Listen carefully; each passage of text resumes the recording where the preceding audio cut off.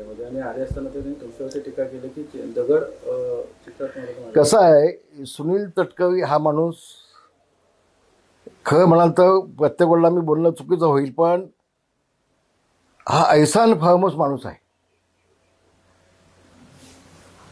गटारामध्ये दगड मागून पाणी उडून घ्यायचं नव्हतं त्याला. मग माझ्या घरामध्ये 10 वेळा कशासाठी आलो नसतो माझ्याकडे? तेव्हा तुला गटाराची आठवण झाली नाही? अरे माझ्या पाठीला जखम असताना तुझ्यासाठी 20 दिवस गाडीमधून तुझ्यासाठी वरून भटकलो, तेव्हा तुला गटाराची आठवण झाली नाही? तेव्हा गंगास्थान चांगला होता का? तेव्हा आमच्या घरामध्ये गंगा होती का? गंगा. मग गंगेचं पाणी तुझ्यावरती उडायचं तेव्हा. आता गटार काय असतं ते पण दाखवून त्याला समजेल ना, समजेल त्याला. मला वाईट का वाटलं? तुझ्यासाठी रात्रंदिवस काम केलं, तुला तिकीट मिळत नव्हती, मी भांडलो. पण माझ्या मुलाची विधानसभेची निवडणूक आली त्यावेळेला या तटकरेने गद्दारी केली. या दापोली मतदारसंघातल्या एकाही वास्तवाच्या अपवाद सोडून एकाही कार्यकर्त्यांनी आमचं काम केलं नाही.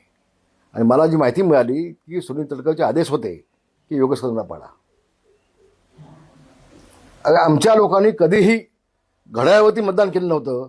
80,000 लोकांना आम्ही मतदान करायला लावलं दापोली मतदारसंघामध्ये. तर शिवसेने कधी घड्याळाला मत देत नाही.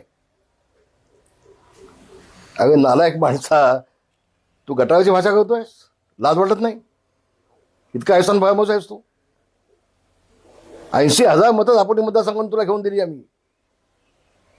आणि आमचे लोक म्हणत होते, बाई हा ऐसान फार्मस आहे, ह्याला मदत करू नका तुम्ही, हा विधानसभेला आपल्याला मदत करणार नाही. आणि शेवटी तसंच झालं. तर याच्या पापाची फळं भोगावी लागेल. हा विश्वास ठेवण्याचा लायक माणूस नाही आहे. मी अख्ख्या जगाला सांगेन, सुनील तटकरे हा विश्वासघातकी माणूस आहे. पाठीत खंजीर बसणारा माणूस आहे. हा ऐसान फार्मस माणूस आहे. तिथं खाणार तिथं छेद करणारा माणूस आहे. आणि गटार काय आणि गंगा काय हे त्याला कळेल ना भविष्यामध्ये. तू जे पाप केलेस ना, त्या पापाचं पायशी तुला करायलाच लागेल तटकरे. धन्यवाद. भाई, सर्वात महत्वाचा प्रश्न, मंडणगड नगरपंचायतमध्ये जी निर्माणी योजना आली त्याच्यामध्ये सर्वात प्रथम योगेश दादांनी अहो काय संबंध तटकरीचा आहे? हो, तटकरीला प्रस्ताव कसा बनवला? इस्टिमेट कोणी बनवली? इंजिनियर कोण होते? मग नाव सांग बघू. चल, योगेश दादांनी सर्वात पहिला तो प्रस्ताव मान्य केला होता. त्याच्यावर ऐकून घ्या ना, दादाने सगळं केलंय ते. त्या पाण्याच्या टाकीसाठी जागाच नव्हती मंडणगडला. मग आमचे आरोग्य खात्याचे मंत्री आहेत, त्यांना योगेश दादांनी विनंती केली आणि आरोग्य खात्याची जागा घेऊन मग तिथं पाण्याच्या टाकीचा प्रस्ताव केला. तिथं याला तटकरेला माहिती आहे का? हे योजना मंजूर झाल्यानंतर मग माझंच काय आहे? या योजनेची मुख्य सचिवांनी मिटिंग घेऊन त्याला मंजुरी दिली. कुठल्या तारखेला मंजूर दिली तटकरेन सांगा बघू. फक्त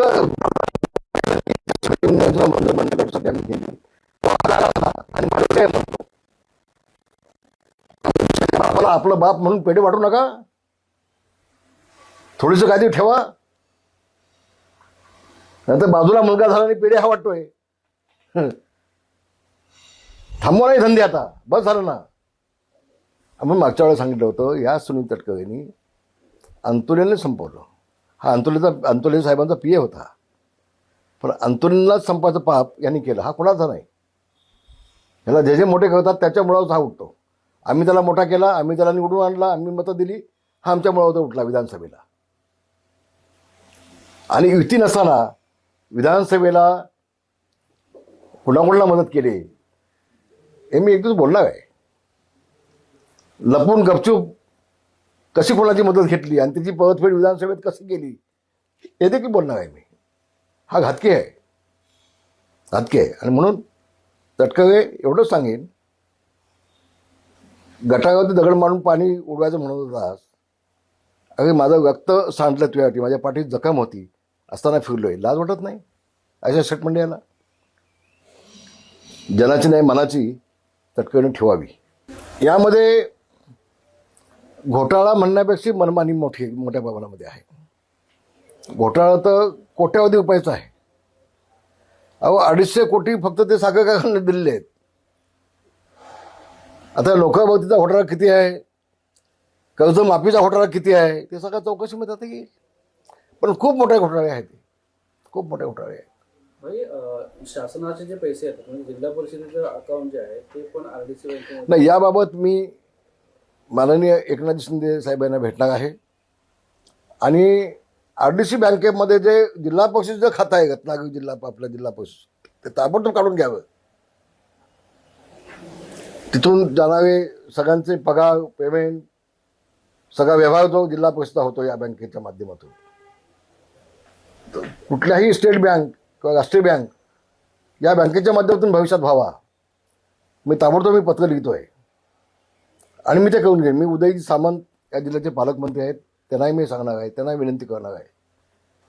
आणि कुठल्या परिस्थितीमध्ये रत्नागिरी जिल्हा परिषद जे खाती आहेत ती सगळी खाती या बँकेतून काढून दुसऱ्या इतर बँकेमध्ये, राष्ट्रीय बँकेमध्ये ठेवावीत, जेणेकरून आपला पैसा सुरक्षित असेल, जनतेचा पैसा, जिल्हा परिषदचा पैसा. ही भावना माझी आहे. रत्नागिरी जिल्हा मध्यवर्ती बँकेच्या भ्रष्टाचाराबाबत चौकशी करण्यासाठी मी माननीय मुख्यमंत्री, उपमुख्यमंत्री, सहकार मंत्री, सहकार सचिव, मुख्य सचिव, उपनिबंधक, विभागीय निबंधक ह्या सगळ्यांना मी पत्र दिलेली आहेत. हे तुमच्या समोर आहे बघा, हे सगळ्यांना दिले आहेत, मी पत्र दिले आहेत. त्यामध्ये एक फक्त माझ्याकडून चुकून राहून गेलं, गोल्ड सोन्याचा घोटाळा जो झाला होता, नकली सोनं ठेवलं होतं, त्याच्यामध्ये चुकून राहून गेला, ते पुस्तकावर पत्र लिहिणार आहे. पण ही 11 प्रकरणं मी आता त्यांचे पाठवली आहेत सगळी. त्यामध्ये ही अनुक्रमणिका आहे, अशी 11 प्रकरणंही, या सगळ्या प्रकरणाची चौकशी व्हावी. आपलं भविष्यातलं सोडून साखर कारखान्यांना देखील 250 कोटी रुपये दिलेले आहेत. काय संबंध तुमचा, काय संबंध? जिल्ह्याची बँक नाही, टोटल सगळा मनमानी कारभार. आता आमचे मित्र बाबाजी जाधव आहेत, मराठा उपाध्यक्ष आहेत, ते त्यांच्या कुटुंबातली 5 की 6 माणसं कामाला ठेवली जातात. नोकरी आता भरती झाली त्यावेळेला. माझ्या माहिती अशी आहे की प्रत्येक संचालकांनी वाटून घेतले होते, तुला किती, तुला किती, तुला किती, तू किती माणसं आणायची ठेवायची. म्हणजे ही बेरोजगार तरुणांची फसवणूक आहे. फक्त त्यांना मुलाखतीला बोलवायचं, मुलाखत घ्यायची आणि आपल्याला जी माणसं हवीत ती माणसं घ्यायची. काही लोकांनी मला सांगितलं की एका जागेसाठी 15-15 लाखाचा भाव आहे, असं काही लोकांनी मला सांगितलं होतं. आता किती सत्य मला माहीत नाही. आणि असं असेल गंभीर आहे, म्हणून ही नोकरीवरची देखील सखोल गंभीर चौकशी व्हावी, असे विविध 11 मुद्दे मी याच्यामध्ये दिलेले आहेत. एक आमचा तो संदीप आंबगे म्हणून आहे, त्याला माहितीच नाही तो कोणाला जामीन आहे, तो जामीन झालेलाच नाही, पण त्याच्या नावावरती जामीन दाखवून दिले बोगस. त्याला न्यायालयाची नोटीस आली तेव्हा त्याला कळलं, त्याला जामीन घ्यायला लागलं, त्याला काही संबंध नसताना. म्हणजे कशा पद्धतीने हे काम चाललं या बँकेचं, मनमानी काम. म्हणून याची सखोल चौकशी व्हावी आणि योग्य ती कायदेशीर कारवाई व्हावी, अशा पद्धतीचं निवेदन मी सोबत सगळे कागदपत्र हे जोडलेले आहेत. संबंधित ज्या 11 मी तक्रार जोडल्या आहेत त्याची संबंधित सगळी कागदपत्र मी सोबत जोडलेली आहेत. हा सुगंध हा घेईन. आणि म्हणून ह्या जी कर्ज वाटप केलं आहे, कर्जमाफी केले, ती माफी कोणाला नेमकी केली, ते कर्ज वाटप कोणाला केलं होतं, ते लोक कोण आहेत, ह्या सगळ्याची चौकशी करायला सांगितली यामध्ये. आणि म्हणून हा RDC बँकेचा जो भ्रष्टाचार आहे तो यामध्ये जे भ्रष्टाचार ज्यांनी केलेला आहे त्यांच्यावरती योग्य ती कायदेशीर कारवाई झाली पाहिजे, अशा पद्धतीचं निवेदन मी सगळ्यांना दिलेलं आहे. आणि याबाबत मी स्वतः माननीय मुख्यमंत्री, उपमुख्यमंत्र्यांना भेटणार आहे. नुसतं निवेदन देऊन चालणार नाही, त्याचं गांभीर्य काय आहे मी भेटणार आहे.